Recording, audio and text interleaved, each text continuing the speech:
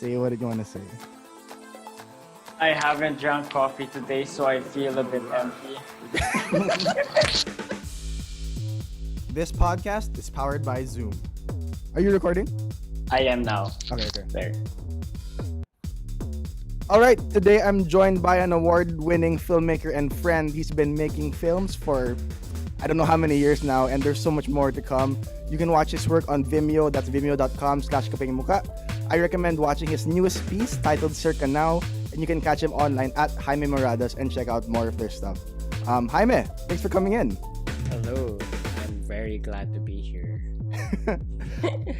I recently watched your film Circa Now, and while it has a really strong message, I feel like you didn't really spoon feed what you were trying to say.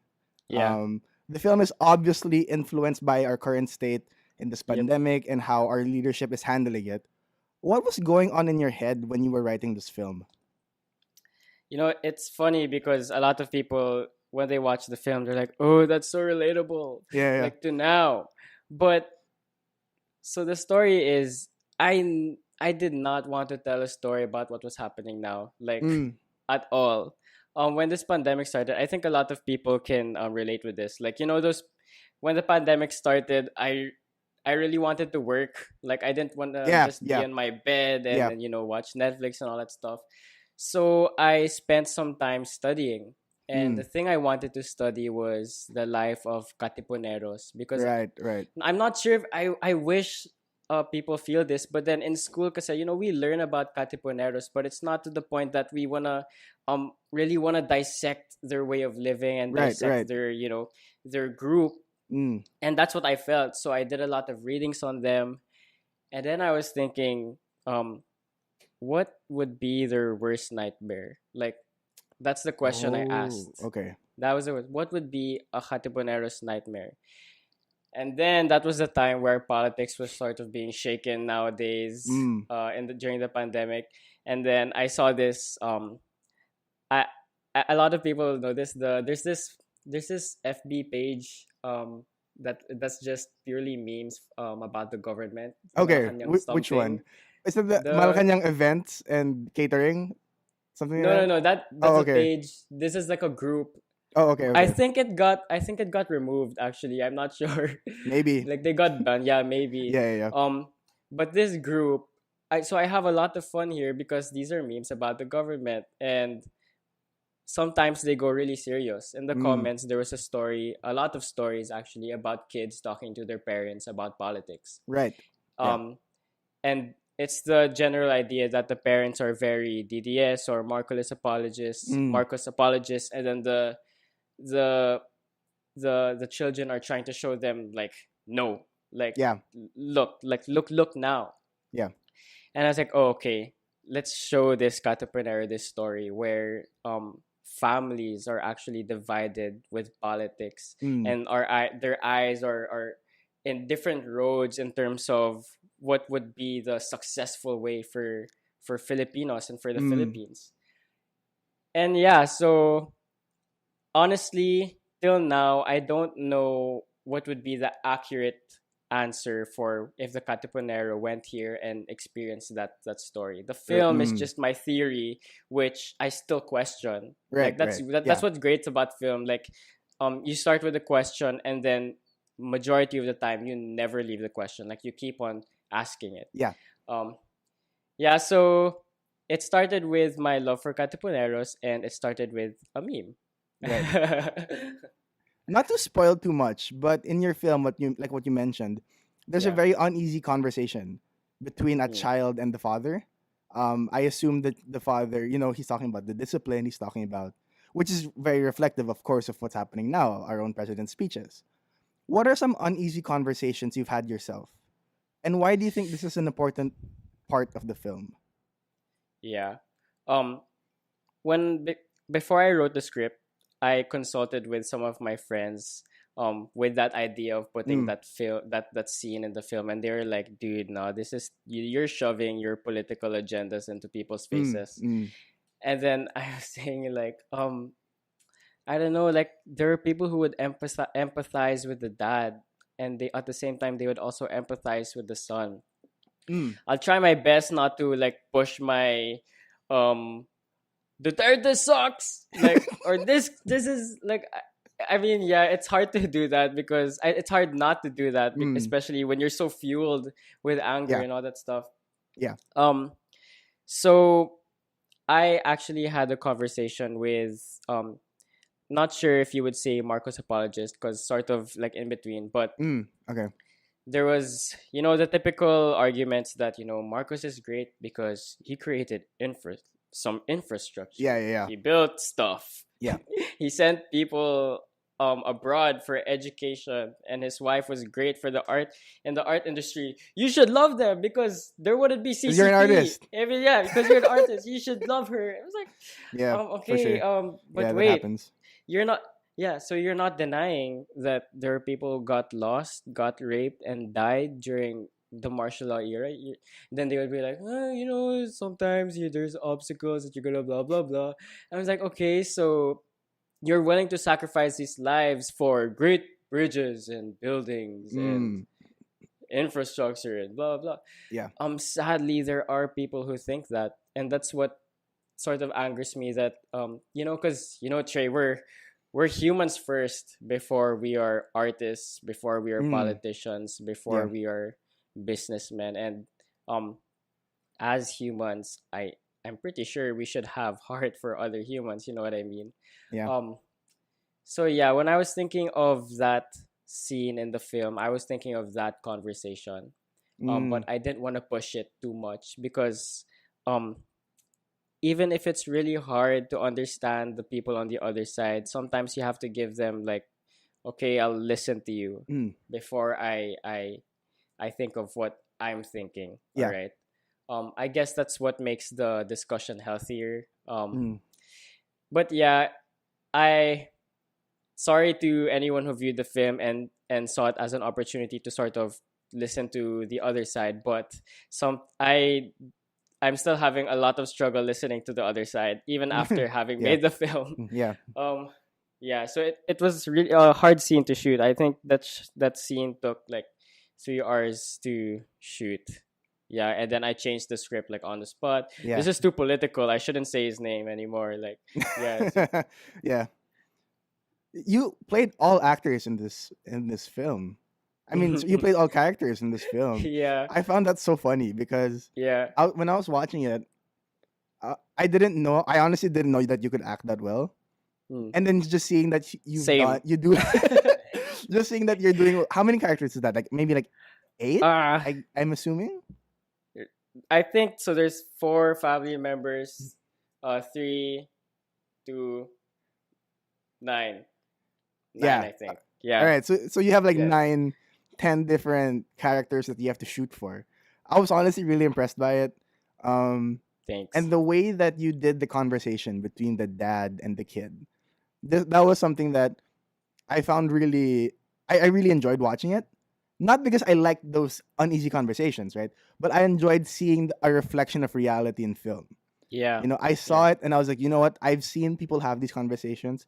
I've had my own conversations that are similar to that, where people go, in their minds, they're making good points. Yeah. When they're talking about Yeah. things, they're saying how, this person impacted my life or the way I lived in a positive way. You only see the negatives, which is, I get what you were saying. There's this part in the Yeah.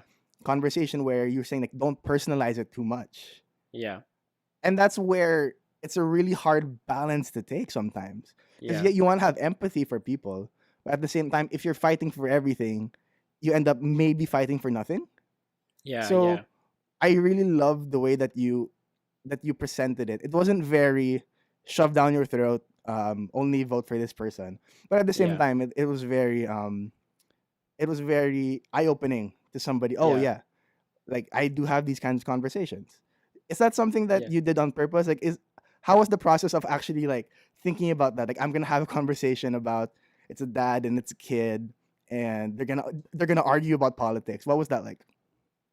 It's great what you said about what you felt when you're watching the conversation with the dad and the son, because right after that scene is that whole like sort of void scene where it's like crazy and very colorful. That scene is a film depiction of what you felt.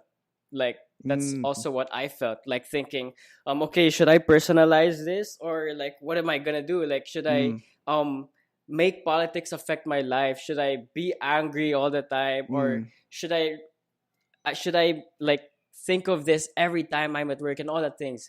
And that was the point of that scene, to sort of mm. trigger the questioning yourself whether or Right, not you're going to let this politics personalize, unlike you're gonna personalize the politics. right. um Personally, I didn't put this in the film, because the film isn't, it's not me, like that's not my story. Yeah, yeah, yeah. The I personally believe that, like, especially since we're a democratic country, dude, um we need to think about these things because we're the ones who are voting. I mean, Yeah, that's like for sure, for the sure. simplest ways to put it. um and to hear people say like, don't personalize it, Yeah, it's like me saying like, okay, wait, but I'm gonna vote. yeah. Especially this is very that that saying is, I hate it because I literally just registered to vote because I'm 18 now Oh, and I can vote. congratulations. Yeah. Yeah. And I take voting very seriously. So that the saying of I for me, I personalize the politics because we're voting and I live here. Right. So making that scene, even though it wasn't my story, it felt personal to me Right. because I felt like I was responsible as a citizen of the Philippines to sort Yeah. of say, no, we have to think about it. Yeah. So okay, some people are thinking this way, that they shouldn't personalize any politics, but what do you think? Like, Yeah. what do you, as a Filipino citizen in a democratic country who studied for how many years, what will you do with this information? What will you do For with sure. politics? What is Yeah. it for you? Yeah, so it was hard to shoot, especially since, I'm not exposed to the reactions of my fellow cast member. Fun fact. Oh yeah, that's right. Yeah, yeah. Yeah. So it's hard to react. Like, Yeah. but thanks to Paul Rudd, who Oh right, it's yeah. like he's my friend. Like, thanks to Paul Rudd, who made this Yeah, he called me up series. before I Yeah, started filming. yeah. I watched one of his interviews where they were asking him how he shot that series, Living with Yourself, and then Yeah. he said like, there's a guy with an iPad who records the audio, and then he gives Oh, me a bud, yeah. like an earpiece, and then he plays it while we're shooting. I was like, That's oh, smart. okay, yeah. That's But smart. it still sucks because you can't see their facial expressions. But I Oh, guess for it was sure. just faith. I just had. I'm not the greatest actor out there. Like, I was questioning whether I should make the film because I'm not an actor. Like, Mm. what? Like, I need so much training. Um, but I guess I was saying like, nah, I this is a bad attitude, I guess, in a way, for some people. I was like, nah, I'm too impatient. I need to make this now. I need to make this now. I don't want to wait. Like, I was thinking, it's like, maybe I could wait after the pandemic and then get real actors to play Yeah, these yeah. people. But on the other hand, it's gonna be so expensive because there's gonna be so much characters. It's like, oh, might as well just play everyone. I don't have to spend anything. Yeah, yeah, for sure. But yeah, it was also hard because my camera screen couldn't flip. Oh, So I was okay. watching nothing. So you're going I back was and forth? watching nothing. Yeah. And I was shooting alone. So yeah, this whole film and the scenes and the writing, they were very hard to do because they were Yeah. personal, they were political, and I guess in a way you could say that it was risky to make because Oh, for sure. yeah, it's risky to make. But I'm very glad because I got a lot of responses from friends after, and even people who I didn't know, where they were saying that I had that conversation and I am questioning whether I should personalize politics. Yeah. And it's there for sure in my heart. I'll always be thinking about it. And that was the whole point of the film. It's not really Yeah. to say like personalize it. It's to make you think Yeah. whether you should, right? Yeah. Yeah. I got exhausted I'm talking sure. about the process. No, like How- just Oh, now. I just okay. remembered. I just remembered of because I could only shoot like 3 a.m. because we have dogs in our Oh, like that's not in our right. That's house but right. our neighbors. They're really loud, and we're so much in this house, so I need to shoot when everyone's like shut up.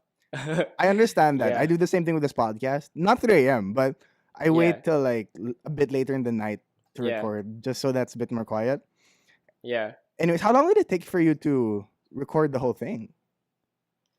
Um, I think all in all, it took me like 15 to 20 hours to shoot the film. Not in one day, but like Yeah, spread okay. out.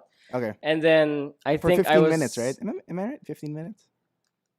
yeah, Okay. 14, 15 minutes. Okay. And then the scenes again, they took really long to I'm shoot sure. because I'm not the greatest editor. So Mm. if the camera like moves, I'm gonna panic. Yeah. And then I was like, oh, I have to shoot it again. And I don't I don't want to risk like finding ways to edit it in a way that the camera didn't move. So I just reshot like that. Yeah. But yeah, I think it took me 2 weeks to shoot it. Because I didn't have school yet. And then Okay. school was a week after. Yeah. But yeah, it was super How long hard. did it take? I How long did hate it it take to edit? actually. I think a week. Okay. Yeah, it was just a week. But I hate shooting alone. Like I want to be with my friends and I want to talk to people about the script. Like, hey, is this a good idea? Um, oh man, like You're like, does it feel I miss it. natural? Like you have no idea sometimes. Yeah, like, Yeah. did like I had this. There was during the shoot because the film wasn't that loyal to the script. Like Okay. it didn't Okay. super have the same tone and all that stuff. So when I come up with an idea that's a better idea, I'd go to like my DOP or my fellow friends on set. I'm like, oh dude, look at this thing. Yeah. But I had no word. Like that's what sucked. Like I'm just thinking like, oh, that's a great idea. Oh, and drunk coffee. It's like Like, oh, so boring. yeah, for sure. You don't have that person to bounce off. It's hard. Yeah. Yeah. You can't share your ideas with anyone and there's no one to sort of validate it. Oh It's yeah, like, for sure. is it a good idea? Especially if you're making a Um, change. You're like, yeah. I think the character should be like this. What you can't be Yeah. like, what do you think? Right? Yeah. It's crazy because okay, personally, I believe that film is meant to entertain first. Hmm. If something's not interesting, I'm turning it off. I'm watching something new. Yeah. However, I also do think that film has a certain responsibility in the world because it shapes mindsets and viewpoints. Yeah. Do you agree that it should be entertainment first, or is there a level of film making that I don't quite understand yet? Um that's a great question because so I'm studying film now Mm. and art in general is that saying like art is relative. That's the saying, right? Like it's different for Yeah, different yeah. people, right? Yeah. It's objective. Um Also, yeah, subjective. Yeah. I think that was the word I was looking All for. right, go ahead. Subjective. And entertainment is different for everyone. Mm, And it really depends on the agenda of the director mm. and who their audience is. So for example, I'm making this super comedic film that makes fun of like Hitler. Okay, I'm using Jojo Rabbit as an Yeah. example. Yeah. Yeah. So Jojo Rabbit, if I showed that, so I watched it with my lolo, Okay. and he takes these topics, very seriously. He's very traditional and conservative. Yeah. When he watched it, he was like, I don't know. That's a serious topic to make very comedic and to Yeah. portray like that's kind of weird. But for me, that's one of my favorite films. Now I'm like, that's beautiful, Yeah. and that like he was putting some politics there, and I was really touched by it. But then it wasn't shoved in my face. But for Yeah. other people, it was like um it wasn't their type. So entertainment being the first thing for film, it really depends on the agenda of the director. But I do believe I had this conversation before, where they were asking me, wherein they were talking about pop culture and how it's so different to the way I make my films or all that. Yeah. All that. They were saying, do you compromise? Would you compromise like making your film how pop culture wants it or how many people want it? Would you do that? And I Mm. was thinking, I don't know, like will the way pop culture wants me to make the film, will it give justice to my character, to the character of the film? Will it give justice to the script? Mm. So no, I barely do that because I believe that I have this whole process and I don't want to compromise it just Yeah. because these people are saying, oh, that's not how we want it, you know. Yeah. But as a creative, you have to find ways to reach that audience without having to compromise your process, your message. That's why I love Taika Waititi. Oh yes, yes, yeah. Yeah, because he's so creative, like how he did Jojo Rabbit and how he did The Boy and a lot of his movies yeah. and how he did Thor. Yeah. Like he was able to change it in a way that would cater to everyone, but at the same time he's keeping his style. He's not compromising anything, and it's just the same things he's been making, but I don't know, more beautiful and Right. very, very creative. So yeah, it really depends on the agenda of your director, how far you're willing to go. Right. Honestly, yeah. What's your process like? Honestly, I don't have a super solid answer for that Okay, because especially that's fine. since I'm studying film, you're exposed to new things. Mm. I'll give an example. So when I was studying screenwriting with this very good professor of mine, he was saying, okay, so scripts are great formatted this way, and don't type what the character thinks because the audience can't see that. And screenplays aren't supposed to be books where you're typing their emotions. You have to type what they look like, thinking of those emotions, blah, blah, blah. And then I fell in love with that format. And then recently I was given a script that was all left aligned, and then the font was Arial. And then they were just typing the feelings, and then they would say camera instructions and editing instructions. Like, what is this? This is like what the heck? Yeah. Especially as because I'm studying production management, and it's so hard to dissect that script because you're I'm supposed sure. to type down like where you're gonna shoot, and if the place says dark, period. I'm like, what? Or like Dark what? yeah, Yeah. like what? So I'm still questioning that process, but this is what I notice, I guess, that I'm always writing first and taking my time with the script and with the story and asking people what they think Okay. before making the film. Yeah. I guess that's the thing I'm always going to hold on to because I love writing actually more than directing. Like, Okay. I didn't know that about you. it's writing the screenplay. Okay. I don't think I can write books, but screenplays I can. Yeah. And with that screenplay, that's when I show it to everyone first because I feel like it's my first screening. Like it feels like showing the film to people I trust. Yeah. And then asking them what they think and choosing bits and pieces of their opinions about it and then incorporating it with my with making the film. So yeah, in terms of like the actual production, which is a freaking headache, like I'm not a fan of shooting because I like seeing the final product and like listening to You like the film with beginning and the music. end. Yeah. I like the beginning and the end. I like thinking of the idea, but I hate the process. I hate the process because you're just thinking about money and you're just thinking about Oh yeah, budgeting is huge. Yeah. You know, I have a story. So I had to make this budget for like just a 10-minute film. Okay. Like real life budget. And dude, I just for like a 10-minute film, and the film wasn't even like, it's not sci-fi or anything, it's just drama, and then there's just like 3-4 locations. The budget I came up with was 500K. What? I was like, what? At the end, I was like, there was like, okay, so this camera costs this much, and then with these actors, they cost like, you know, this blah blah blah blah. And then it was just, I think 3 days shooting, and then 500K all in all. For 10 minutes. Yeah, I was like, what?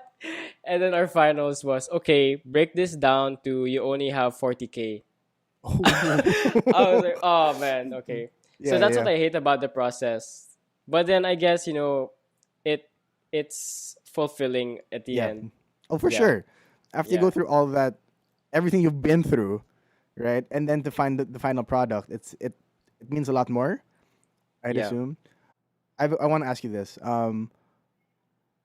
In general, what is the responsibility of film in society?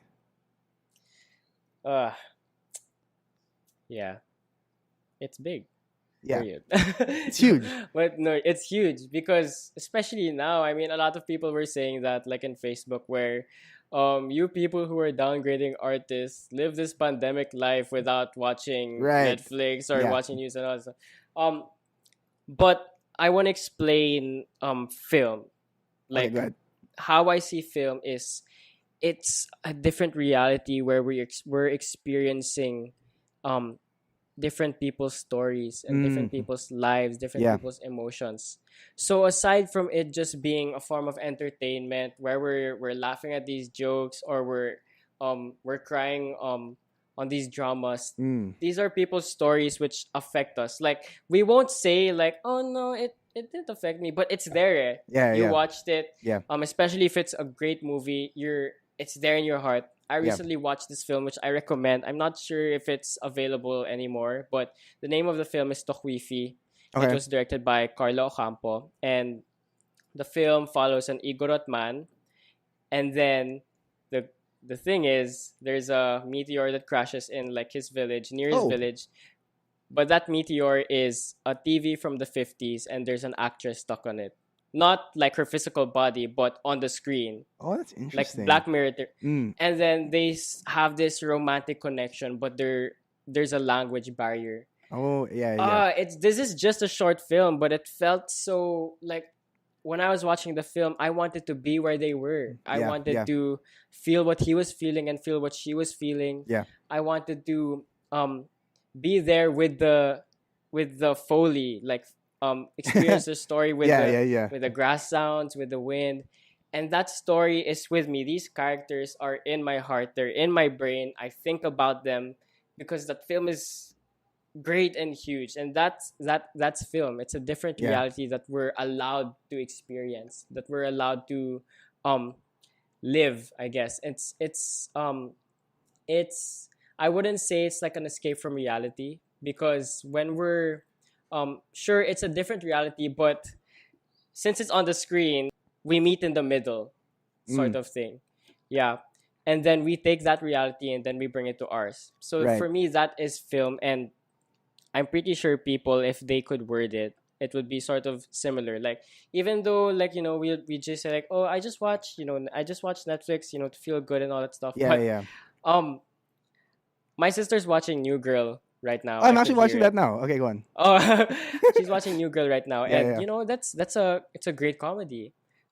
But she talks about those characters after like watching it, Mm. and then she even her the joke she hears, it reminds it of them, or like she'll say their same jokes, she'll steal their jokes. um, but yeah, film is more than just it's more than just the art or the medium it is. It really connects with us. It really, Yeah, especially if it's really good. for sure. Yeah, that it's a different reality that's awesome and great, and it's not far away from our hands. Yeah. For sure. I like what you said though. It's not just an escape. I think that it can be both an escape and a reflection, Yeah. however way you want to put it, as a director or as a writer, Yeah. right? But what are your thoughts on more political agendas being placed in film? Is this healthy or is this detrimental in the long run? Um, it really depends on like the director. Like, what do Mm, you want, dude? Like, what do you want your film to be? mm, Um, with the audience, it also depends what they want to watch. uh, Because there's this film I recently watched. It's called The Mortician of Manila. It mm, was about this mortician in Manila who was who was taking the bodies of the EJK victims. mm, He's the one who is like checking what caused their death, and yeah. then they would even show that they got tortured before they were killed. Mm. They would get sliced and then sewn again so What? that it wouldn't Okay. look like, yeah, like Mm, um but the twist is the mortician is very pro Duterte. Do you get it? okay. So like Yeah, yeah, yeah. so we have these two sides of the story, and we have to think about it. What I love about that film is that we're not really told, yun nga, like this mortician is bad. In fact, before he was talking about Duterte, or maybe even during, I didn't see him as like harmful or like, oh, that guy's like, that guy sucks. In fact, I felt empathy because there are times he would really waive the fees of the family Wow. of the Okay. EJK Yeah. victims, right? Um, so I guess if your film is really political and shoving it into people's faces, you're limiting your audience. Like, Yeah, for you're sure. limiting the amount of audience you can reach. But if your film is like this, where you're really able to think it out and ask yourself the question, um, that's better. Because Yeah. again, with the political agenda shoved in your face, you're not given time to think. You're not given time to move around and say like, wait, I have a question. You're just saying, the director is just saying, this is that, this is right and this is wrong, and that should be for you to. Mm. But it's there are films which are like that, but I don't know. I guess if you really wanted to reach a bigger audience, you should really be creative with Yeah. it. But personally, I wouldn't go that road, Right. Okay. because I feel like I could find more ways as a director, as a Yeah. creative, to you. I mean, the goal is really to make. Well, for me, I want my message to reach a wider audience. Yeah, for sure. If I'm just limiting it to people who watch 8-hour films, if I make an 8-hour film, that people who watch 8-hour films are gonna watch that, but that's not like Yeah, yeah. who's gonna do that, right? I Yeah. have so much stuff to do in the day. So yeah, I guess it depends also on the purpose of the director. Like, For sure. do you just want to entertain people and make them feel good? Do you want them to ask themselves questions? Yeah, it really depends on the heart of the producer, actually, and director and the writer, everyone. I think that's a really interesting take also. You said something about empathy earlier that Yeah. I really do agree with. I feel like the best kind of films, because of course we still want our films to have messages, right? They Yeah. should still have lessons. They should still have, whether it's political or not, there should be some sort of lesson or something you learn at least, right? Yeah. That's what I think about in film. But at the same time, you have to have empathy for the people who won't like what you're saying. Yeah. So that's where the creativity comes in, right? You start thinking Yeah. about things like, how do I present this in a way that, for example, if you don't agree with it, like I love that example of what you were saying with the film that you were talking about recently. I just now, Yeah. that guy was pro Duterte in an EJK world. But Yeah. you ended up watching it. I assume that you like the character somehow, or you were at least Yeah, intrigued yeah. by him. Yeah. So that's good writing, and well done execution. I feel like Yeah. that's really important in the future of film as well, because we do still need to tell these stories. We still Yeah. need to tell these realities that people won't like. And like what you said, if you feel like, for example, your job is to make a Marvel movie, with, make people just have a great time, laugh, enjoy, then I think that's okay as well. But try to find where you belong and try to. What do you think? Do you think they should stick to it or diversify in what they're doing? Um, that's the hard thing about the commercial world of filmmaking. Sometimes not sometimes, majority of the time you're in the commercial filmmaking industry, you're not really given space to Yeah. move or sort Yeah, of put your opinions on them. I think the difference is that in Marvel, since they're very successful now, and they give their directors, especially since their audience is very wide, Yeah. Yeah. they give their directors and writers, okay, I think we should sort of diversify this because these films and series are for kids, and well, I regret that it's not just for kids because yeah, but yeah, these I guess they have the platform already to Okay. diversify themselves like better. Yeah. But for example, if I were to enter the commercial industry now, it's really gonna be hard for me to talk about politics or like Right. very For very sure. diverse stories, especially sure. if you're making a commercial. Oh Like, yeah. Okay. Yeah. yeah, That's another side. Um, Yeah. yeah, like what? Anyway, so I guess it's for me, if I'm making commercials or commercial films, that's just me wanting to. I guess it's just, you know, sort of. I have a job. I'll do this. Yeah. It's just to earn to sort of. Yeah, for sure. Yeah, And we but need that. I We will. need that as well. Yeah, Yeah. we need that. But I'm gonna try to find a way to put my other messages Right. out there. So it's really hard, especially here in the Philippines, where I've majority of my filmmaking teachers, they're saying, "Oh, you have to do commercials, man. Like indie films don't do good here. You spend a million or two, Yeah. and then you earn what? No one's gonna watch that." Mm. I was like, that sucks. Like that's Yeah. something I want to change. Actually, um, like that mindset here in the Philippines, like we've had that mindset for so long, and um, I want to, I want to change that. Like Mm. especially the saying that your film has to look like this or be like this in order to cater to the masses. Right. Um, Yeah. in my head, I'm thinking it's gonna cater to them because you've been feeding them that same thing for how Mm. many years? Yeah. And you keep saying that this is what they like. The masses like this, that's what's gonna sell, and all that stuff. So we're producing the same things over and over and over Yeah, again for to sure. the point that that's what they're paying for.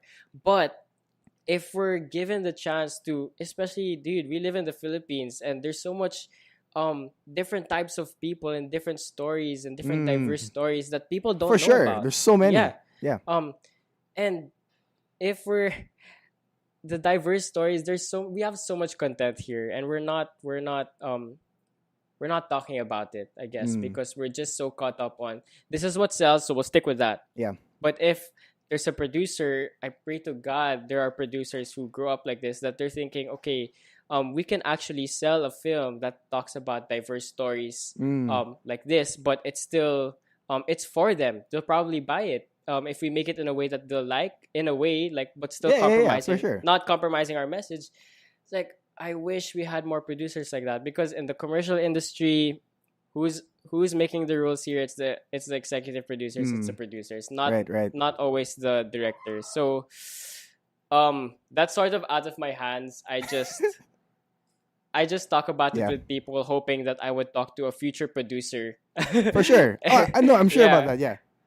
Yeah. So are you a producer, Trey? We'll see where life takes me.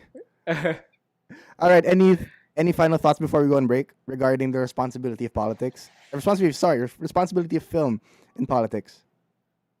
For any filmmaker out there, just don't compromise. Like, Mhm. if you have the chance to say your message clearly the way you want it, well, consult with people you Mhm. trust first, Mm. and then boom, make your craft. Just try not to think about like what pop culture thinks, I guess. Yeah. All right. We're gonna take a quick break. All right, we're back from the break. We're still with Jaime Morados talking about film. Jaime, what would you like to see more with young creators? Wow. Well, I kind of want young creators. I hope no one gets offended by this, but I kind of want them to sort of drift away from, like, especially now. Okay, so this is like now I want to see more content from young creators that isn't a Zoom film. Like, Oh, okay. I'm so sorry okay. if that, because I've seen so much Zoom films already. Okay. Like, I'm so sorry if that offends anyone, but dude, like, I've seen this so much times. Like, there's so many other things you can shoot at home. I think. Yeah, I guess it's also like, so that mindset they have that, oh, everyone's doing this, let's follow that. It's okay. I'm going back to like formula films. I have this professor who's he's teaching me film history, and he's really against, like, he really hates it when people say like, you have to make your film like this to be like this. Like, he was saying like to hell with those American films that have to put a sex scene in every minute of the film just so people don't get bored. I was like, yeah, that's true. That's true. Yeah. If young people keep creating things that are repetitive, I guess, and if they keep looking up to this is very personal. Mm. If we keep looking up to American films, Mm. I feel like it doesn't become that diverse anymore. I'm so sorry, but then, um, if we look here, especially in the films in Southeast Asia, dude, Mm. Japan, Hong Kong, and Mm. China, even in the Middle East, these stories Right. are Right. out of this world. Their Yeah. Yeah. execution are out of this world. Yeah. It's nothing like Hollywood. Mm. If we just limit ourselves with Hollywood, man, there is so much roads we could enter, and I Right. hope Right. that the young creators have the opportunity to explore these art, Yeah. not just Hollywood, Yeah. because um those they are commercial, and um they are sort of limited, I Yeah. guess. Yeah. But yeah, we have so much diverse stories in Asia, and Oh, for sure. For yeah. sure. Especially when you study like Japanese films from Yeah. Yeah. Yeah. before, or like I I recently found out like that Afghanistan is also known for films. I was like, Wow. whoa, like there's a guy who smuggled his film to Cannes through a birthday cake, because Wow. yeah, he was house arrested Uh huh. and he couldn't go anywhere, and their government was saying like, you can't make films anymore, dude, because we're so done with your political crap. Yeah. The Yeah. thing Yeah. is, his films weren't even like in your face political. They were just Mm. stories of like a child or a mother. um it sucks that I can't remember his name. I'm so Okay. sorry, but but that was one of the stories I heard, that his films weren't like, it wasn't like political opinions shoved in your face. It was just story of people day to Mm. day, and then the government there was like, oh, I think he's trying to say something, so Mm. let's just house arrest him, and he won't get his films anywhere. But he Yeah. was Yeah. able to. It was screened in It, Cannes, and it was they were hidden in a preventive. cake. They were just like, Yeah, let's do it before he does something bigger. Go on. yeah. Yeah. Yeah. So the stories that those people make, like day to day people of different ethnicities and different cultures, um those stories we should know. We Yeah. shouldn't just Yeah. um I mean, it's okay, if we're really into like Western film and Mm. Western TV series. But if we just put ourselves with just that, Yeah. it's really hard to know more about the world, I Oh, guess. for sure. That's one of the great things about film. Like it's these stories of individual people from with different Yeah. cultures and ethnicities. Yeah. Yeah. I think it's a great point what you said about diversifying what you consume, basically, Yeah. right? Recently, during the quarantine, I'll be honest, I started watching more Korean stuff. And while Yeah. you look at it, Same. and there's a lot of formulas as well. When you really Yeah. after you watch several shows and movies, but at the same time, the way that they present it, so fresh. I Yeah. was talking about this with a friend, and I was saying how there's this one show that I watched. It's a Korean drama. The most kilig I felt the entire series, 16 episodes, 1.5 hours per episode, was when they held hands for the first time. For me, that was like, no, I'm not even kidding. I was watching the show and I was like, are they gonna hold hands? Are they gonna hold hands? And when they held hands, it's like this really big moment, and I was like, they would never do that in a Western show. Because in a Yeah. Western show, They, like you know, you meet and then 10 minutes later, or even in film time, 10 seconds later, you're in each other's bed. Like that's just how it is sometimes. There, yeah, yeah, I feel the same way, but yeah. like K-drama, like when the first K-drama I watched was Crash Landing on You, and Okay, it was yeah, also during the pandemic. yeah. Same. And I haven't felt that kilig like watching Western Yeah, yeah. cinema. Like, oh man, it's funny because I didn't even plan on watching it. Like my Uh-huh, dad was saying, like, let's watch it with no, let's watch it for your mom. I was like, nah, I'm good. But then I was sleeping in the room, so Yeah. I'm late. It's late at night, and then it's still on, and then I was so invested. Like I was like, it's like, oh man, and then so it was for my mom, right? Yeah. But me and my dad finished it ahead. And my mom was like, I thought we were gonna watch this together. I was like, sorry, I need to see what's happening to Captain Ray. She's like, yeah, there's something about K dramas that really touch us. Like, Yeah, I yeah. want to go there and sort of Me too. study how they do things. Yeah. I love watching it. So the first one I watched was also during the start of quarantine, maybe like week 3 or Yeah. something. I watched Taiwan, and then after that I watched Yeah. Crash Landing. I loved how there's an ending. That's just my take on it. I love how there's an ending because most series, after a while, you start to think, when will this end? Or it's not that good Yeah. anymore. But then they give you that ending, which I appreciate, and that's not something that you'll find in the Western TV series kind of environment. Because there, by the time it reaches season 7, the show's done. You're still watching it because you want to see how it ends, but you're Yeah. only enjoying it like 60% of what it used to be. Like, Yeah. that's how I feel about it. So I agree with diversifying. Even with movies like Parasite, Yeah. that was a great film to watch, just in general. I went in not expecting anything, and I went out, I was like, wow, like, that was a great film. I wanna. Have you realized, like, in K drama, if you're really into like technicalities, like, or like, I'm very, with dialogue, like how they present their dialogue. There Yeah. are times where their dialogue is like, especially yeah. like in Chloe or in yeah. Itaewon class. There are some times where you're like, film wise and a technical aspect, you're like, but I didn't care. Like, that was so. That's I was questioning my film wisdom. Yeah, Like, yeah. my film classmate messaged Yeah, me when yeah. I posted that I was watching Chloe. He was like, "Dude, what are you doing?" I was like, "Dude, you have to give it a shot." Like, I'm invested in these people's lives, even if their dialogue sometimes are crap. But man, like, how the heck did they do that? I even talked about it with my prof, he's a well-known filmmaker, and Okay. he was like, I told him that I was watching K drama, hoping that he wouldn't judge me, and then he was like, yeah, Jaime, I really question too. Like, with their scripts aren't always that good, but wow, do people love them? Yeah. And he was saying, he was Yeah. like, even me, he was like thinking, I want to get into these directors' heads, and like, how the heck did she do that? Yeah. Like, It's yeah, crazy because even the cinematography is different. yeah, I'm just watching, for example, let's use Chloe. I'm watching Captain Ree slice up vegetables, and I'm like, why does the vegetables look so good? yeah. He's like, Remember the scene where he was making coffee? yes, exactly. Yeah, dude, I was like, yo, I got coffee when he made coffee. I was like, oh, dude, it's like 2 a.m. It's like, I'm drinking coffee. Yeah.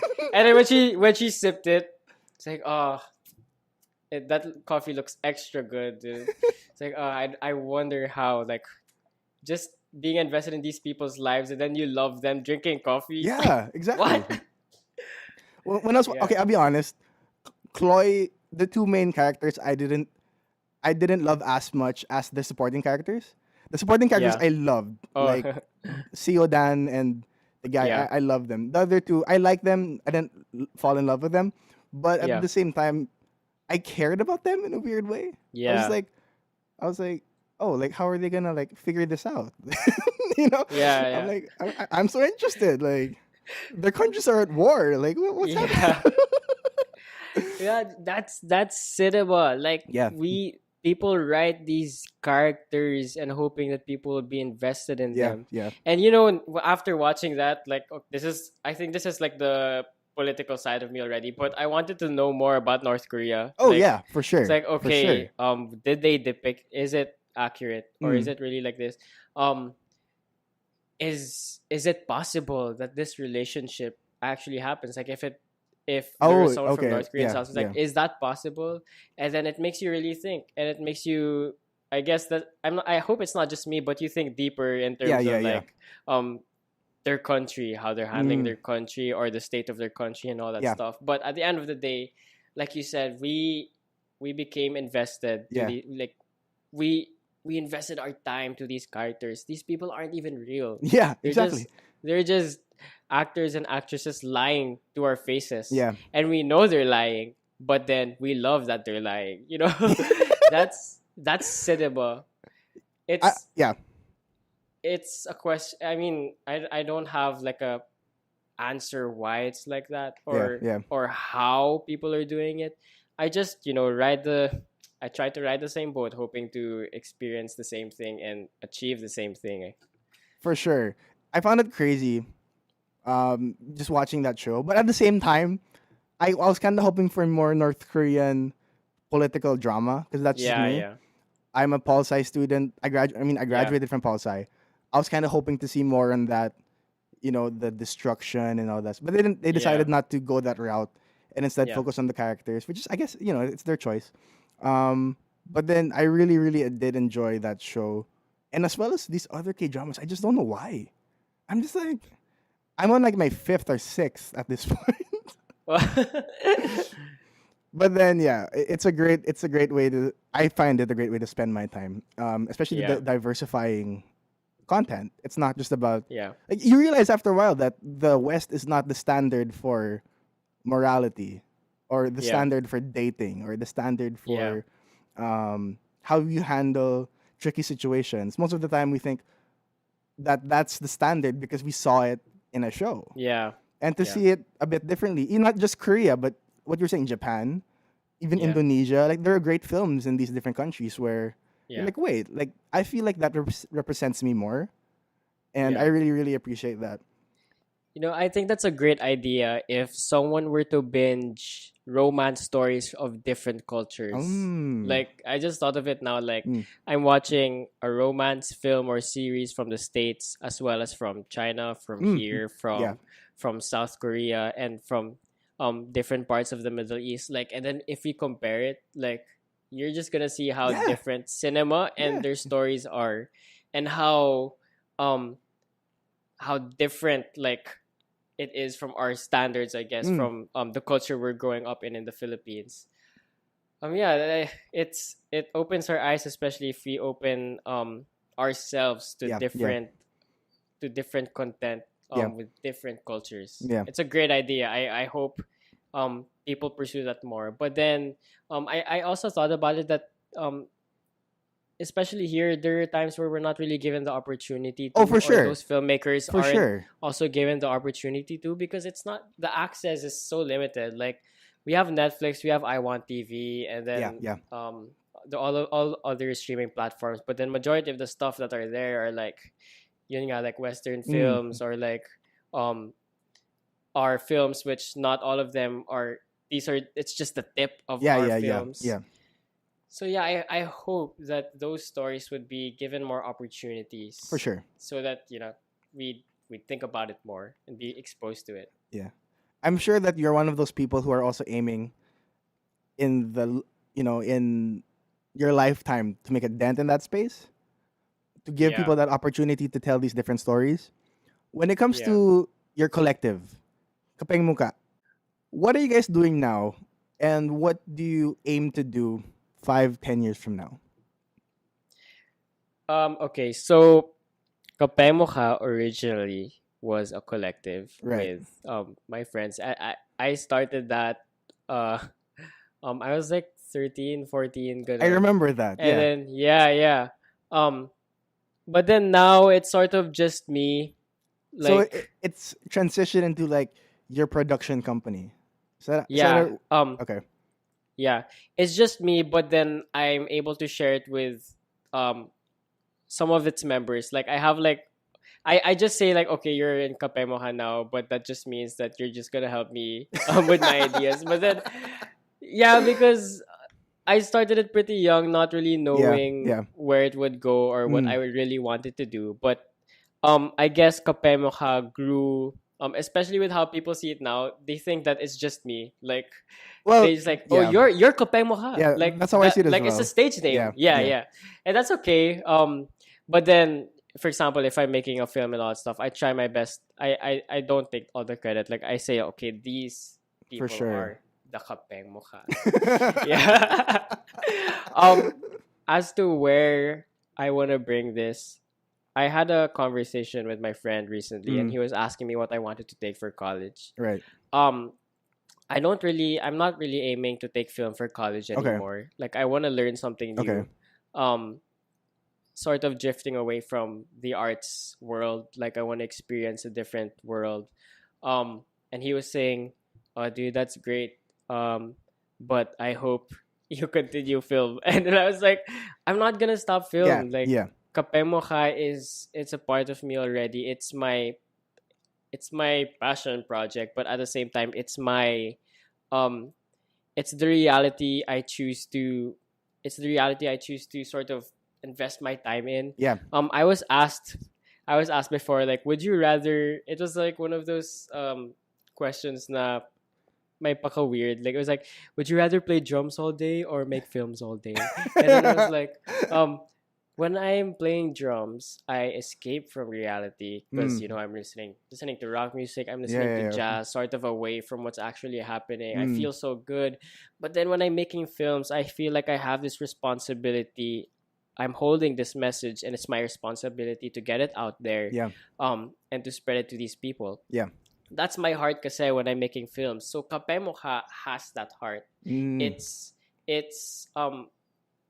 has the responsibility to get these messages out there, and to do it in a way that wouldn't just entertain people and make them laugh and all that stuff, but it would also make them think.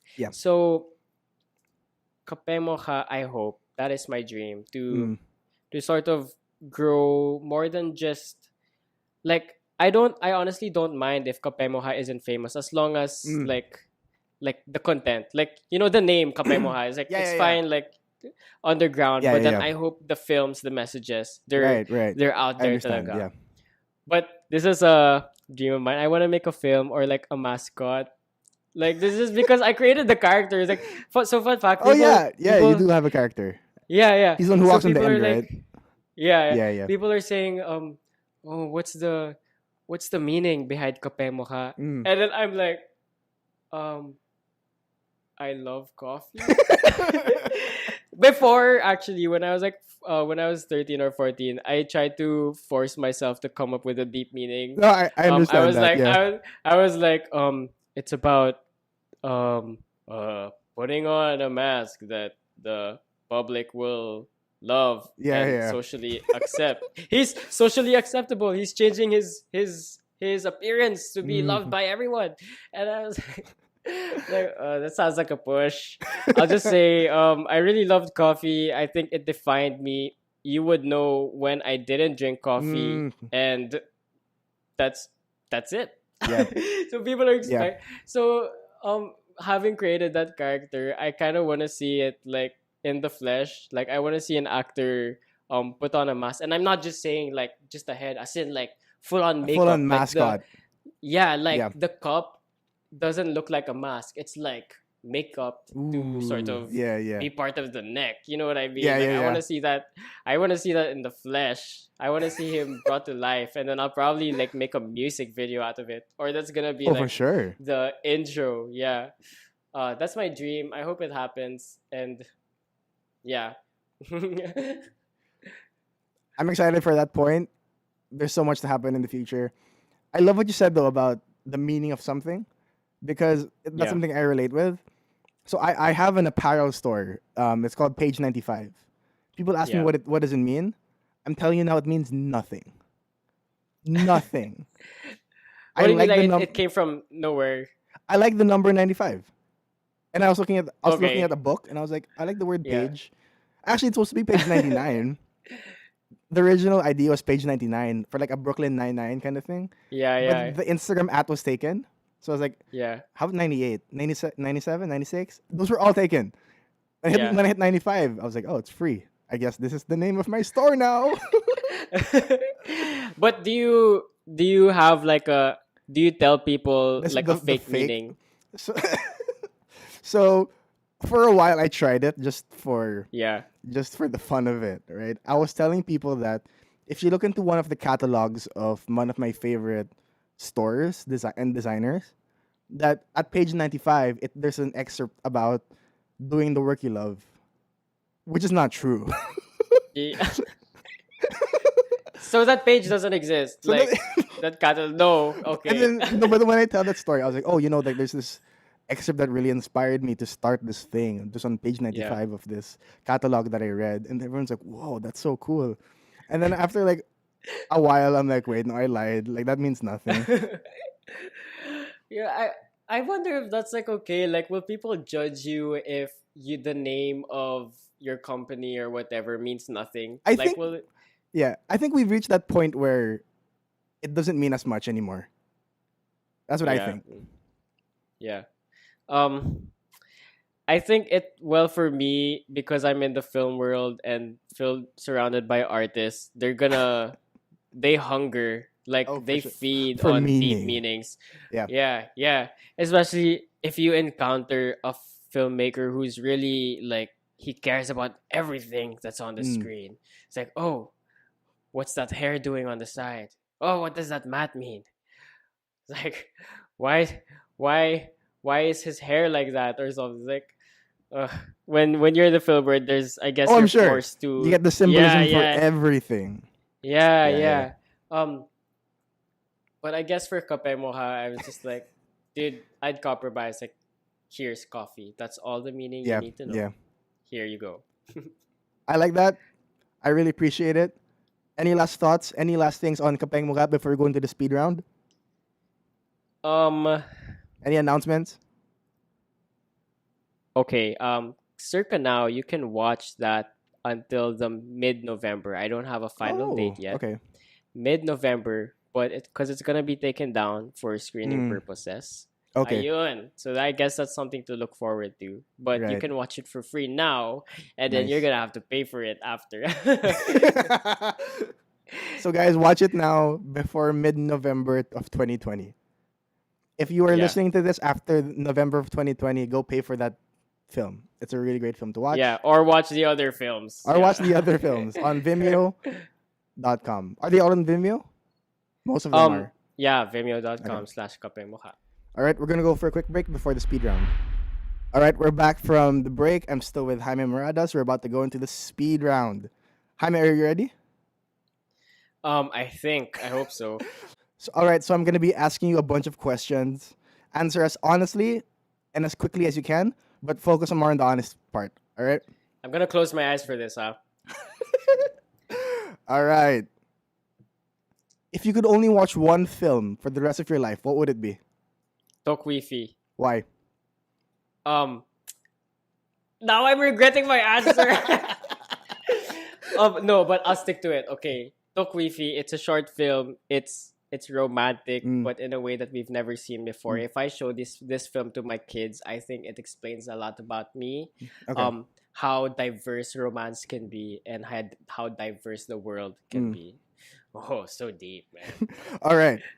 If you could remove one film genre, what would it be? Porn. Oh my god! Yeah. That's a good answer. Yeah, All right. yeah. Is that a genre? I don't know. I guess. Yeah, I guess so. All right. Name one international film that you love? Shoplifters. No. Ah, man. Now you're making me think. Um, in it has something to do about Joan of Arc. Okay. I forgot the title, but I think it was The Trial of Joan of Arc, 1930 something or 1920 something. Mm. Why? Because it's a silent film that tackles the trial of Joan of Arc. It's a performance by this woman, which I think it's the best performance out there. Like, there's no talking, and most of the time we're just focused on her eyes. Yeah. I think people should watch this. It's on Vimeo, but its titles in French, but the French of the trial of Joan of Arc. We'll put it in the link below. Yeah. All right. Yeah. She's not talking. It's just filled with facial expressions, but you feel so much just looking at her. Yeah. It's great. Yeah. What was your hardest day on set?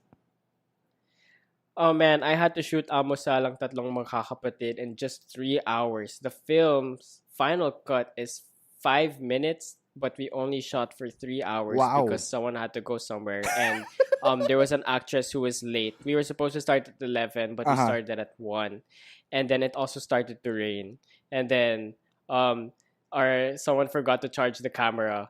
So that shooting day kind of sucked. But then I guess it was worth it because that's what I'm known for now. What's your most fond memory on set? Someone accidentally punched the camera in Amusal on the set of Amusal. Legit, I have the footage. She punched the camera, and then the person who owned the camera was in the bathroom, and then we didn't tell him. We didn't tell him until I posted the blooper Oh, okay. At least um I thought you last didn't know till year. now. Well, sort of, because I posted the blooper Uh-huh. like a year or a year and a half after it happened. Yeah. Yeah, like so I just said sorry to like after. But then even if it wasn't I wasn't the one who punched the camera. But I yeah, mean, that yeah. was funny. What's your favorite genre of film? I love comedy. Okay. Not just in film but in TV series, especially not just like not just comedy for the sake of you laughing, but then there's always like some hidden agendas, or like there's a wider story that you're supposed to look at. Top of my head, TV shows, obviously The Office, Parks and I love The Recreation. Office. Okay. Yeah. A recent Filipino film, ang pangarap kong Hold Up, Mm. Patay na si Jesus. These Oh are yeah, yeah, yeah. comedy films that these are films that they don't just focus on they're making you laugh because that's how the characters are. It's Right. not just like they don't write the jokes Yeah. just for the sake of joking, but Yeah. then they make you believe that the characters are actually like that. Yeah, very good comedies. What's your favorite film that you've made? People won't expect this, but then the film I made during the pandemic called Bud. I didn't with your submit it brother. anywhere. It's just there. Yeah, Yeah. yeah. It's the film I made with my brother, wherein he's tasked to talk to the plants every day for 30 minutes, and then the plant talks back to him. Oh, that's so Um, cute. I loved making that. It was a headache to make that Mm. film because my brother's attention span is like 10 to 15 How old minutes. is he? He's Oh man, Trey, why are you doing this to me? I think he's 9. Okay, okay. 9. Yeah, that's so difficult. I think yeah. Yeah. So he's 9, and the film has a lot of dialogue, and there's lots of parts where he's not listening to anything. Like since the plant talking is a voiceover by me. Yeah. I just tell him, okay, Ewan, can you sit there for like 30 seconds and just react to this is the lines, Ewan, blah blah blah. Yeah, yeah, yeah. And then after like 15 seconds, are you done? I was like, oh, now we have to do it again. Even if the shooting experience was like that Yeah. until now, whenever I bring it up, he's like, Kuya, I don't want to do that Yeah. again. Even the execution, I think, and the film, like it was very heartwarming to watch, especially for plant lovers. I got Aw. guess who are the people who loved the film who messaged me, Plantitas. like yes dude, yes, they messaged me. It's like, oh, I love the film, like it makes me love plants more. Naawa ko sa I won't, no spoilers. Okay. No spoilers. But it's like, but yeah, Plantitas were the ones who messaged me and commented on the film, Oh, I and bet. who and talked to my mom saying, oh, ang galing ng mga nanganak mo. But yeah, I love that. I love that film. Nice. All right. If you could work with one director, who would it be? Oh, Taika Waititi for sure, dude. Even if I'm like his assistant or something, or just a production, like not even like by his side, I would love to experience his set, just his set, hearing the stories of his actors talking about how he directs. I'd love to experience that, especially it was because of him that I got exposed to films from New Zealand. Oh, So I okay, guess okay. he's sort of like what do you call this? He inspired me to watch cinema from his home. Yeah. Yeah, he just seems like a different type of character, and I'd love to work for him. Nice. Yeah. Do you have a favorite screenwriter?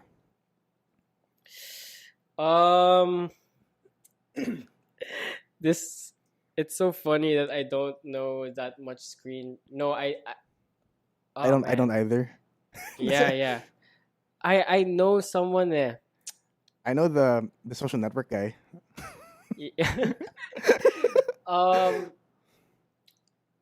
Man. I don't know. All I right. don't know. That's Okay, fine. wait. Oh. Noah Baumbach, I guess. So much. I wish I could give like names from Oh, I'll just give the name of the film and then hopefully, Yeah. yeah, Yeah, yeah. Birdshot, Okay. Birdshot. The directed by Mikael Red. I'm pretty sure he wrote it also Yeah. because he's also a writer. Um, but yeah, I love the writing of that film.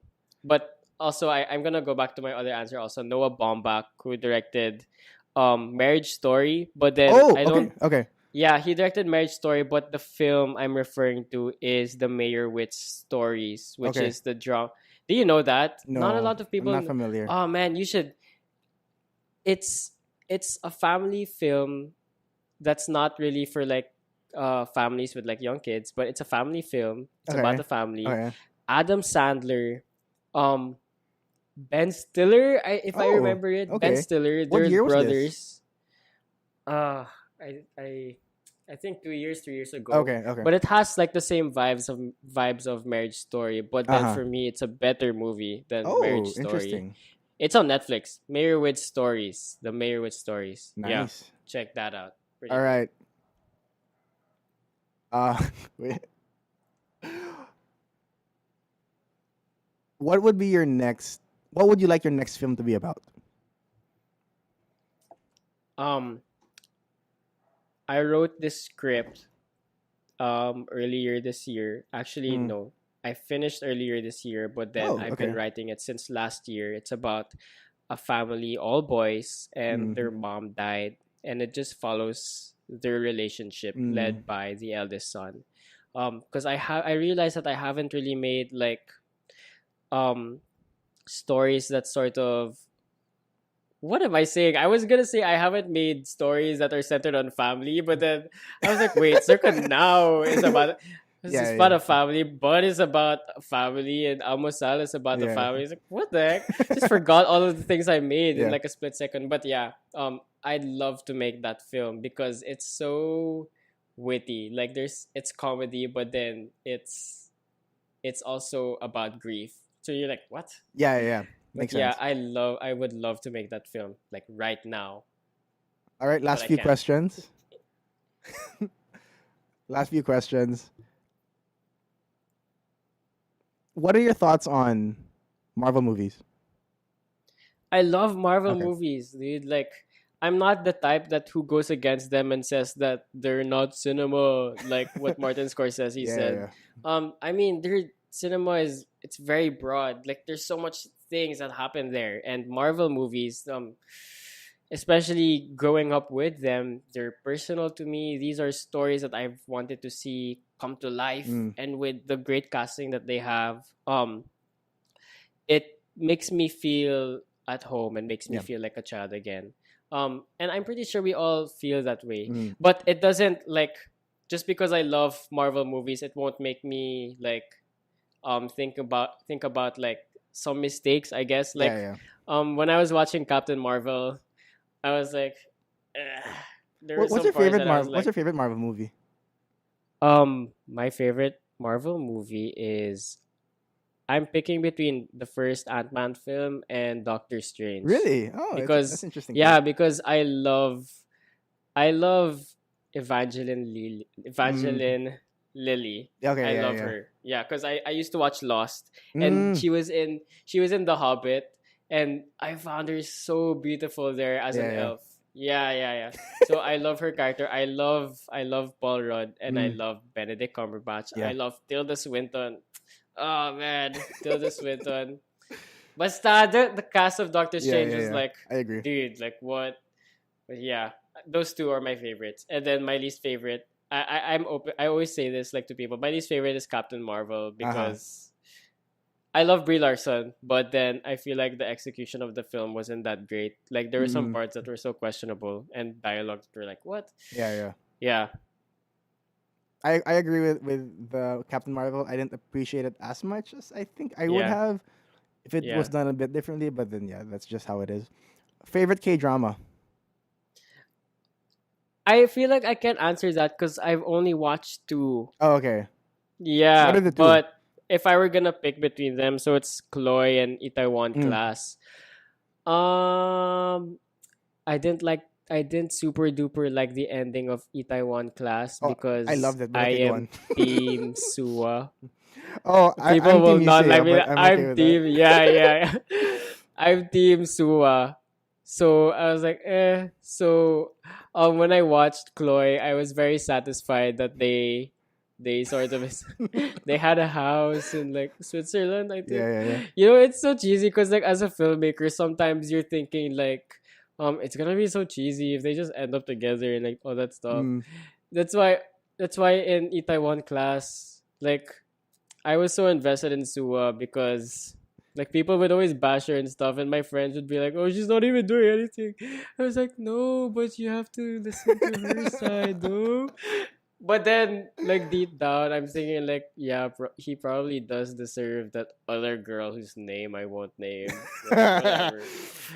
That's fine. Wait, I didn't pick though. I guess Chloe. Okay. Yeah, because I like that ending more. All right. Last question. What do you think is the future of Philippine cinema? I believe that we are going to enter another golden age because we've had two so far, if I'm not mistaken, Mm. one in the 50s and one in the 70s, and those golden ages were because there were so much diverse stories and the amount of films that were being made were great. In the 50s, if you didn't know about this, during that time there's like 300 local films being produced every Oh, I didn't know year. that. Okay. Yeah, and then now we have just That's like almost once a just a week. Wow. few. Yeah. Yeah. And then now we just have about like not that much because of how um because of the demand, I guess, like what Mm. people want to watch, like especially with the content. But during the 70s and during the 50s, they're telling so much different stories. Like the 50s, they were telling romance stories, but then one was about a prostitute and this army hero Mm. falling in love in the ruins of Manila after World War II, or one was about rival tribes, Mm. and then one was even like one is called Genghis Khan, if I'm saying it properly, and Mm. then it's not even like Philippine culture, but then it's these Yeah. Filipinos who made a film um Sorry. of a Go ahead. Yeah. different culture, and then they were saying, yeah, those stories during the golden ages, they're so much more. They don't limit themselves by just okay, people want romance, but let's have it set different places, Yeah. because Yeah. now we're sort of like okay, let's have romance, and then there's lots of talking, there's smoking, there's drinking and coffee and beaches, Yeah. and it's so let's repeat the before trilogy. Do you Mm. know the before trilogy? No. It's before sunrise, sunset, midnight. I think Okay. it's Okay. this Ethan Hawke romance stories that Okay. they're just filled with ad lib and dialogue. But those are great films. But Yeah. then people like the romance films we're seeing now is sort of always just like that. Mm-hmm. But I think especially with my generation, we're exposed to a lot more diverse Mm. stories. So when they grow up, I feel like there's a possibility that we might enter another golden age. Yeah. Like I feel like it's just about time. And I want to experience it as well, watching Yeah. these stories that the young people are going to produce and the stuff that I'm going to produce. So I guess that's my aim also Yeah. as an aspiring director, to um create those diverse stories, to aim for a golden age Yeah. where everyone is appreciating these Philippine Yeah. For stories. sure. Yeah. Uh sounds so beautiful, but there's so much obstacles like For producers sure. and companies For and sure. like, yeah. Will it make money? Like, those are just the first questions people will ask. Yeah. But I You know agree. what? Yeah. My prof said, like, he's like, so we had the same conversation, and then he said, oh, you also have to think about like our government and if it becomes bad and if they censor films. I was like, sir, why'd you say that? Like, shut up. That's a But it's nightmare. true. Like, Mm. yeah. Uh, All right. Any got last thoughts on exhausted that thinking about before we head out? that. Let's aim for the golden age, Yeah. I guess. Let's go. Yeah. All right. Where can people find you? You can find my films in vimeo.com/Kapengmukha. My films are also available in the Asian streaming website called Vidsy. My films, Oh. War with the Gods, Bud, is there. Also Amosal. In Instagram, you can find me at Jaime Morados and at Kapengmukha. And boom, Facebook also, the Coffee Face Collective /Kapengmukha. Boom. All right, Jaime, thanks for coming on. Thanks for the discussion on film, the roles of film in politics and society. I feel like it's a very important thing that we also discuss this, not just for us, but also for future film watchers and filmmakers as Yeah. well to hear, and producers, like what you were saying, because at the end of the Yeah. day, they're the ones who are gonna make most of the decisions. I feel like Yeah. it's a really great way to start this conversation as well. And thanks for coming on. Thank you so much for having me, Trey. All right, I'll see you, man. All right. Thank you so much. Hey guys, if you're still here, please subscribe and check out our other videos on YouTube.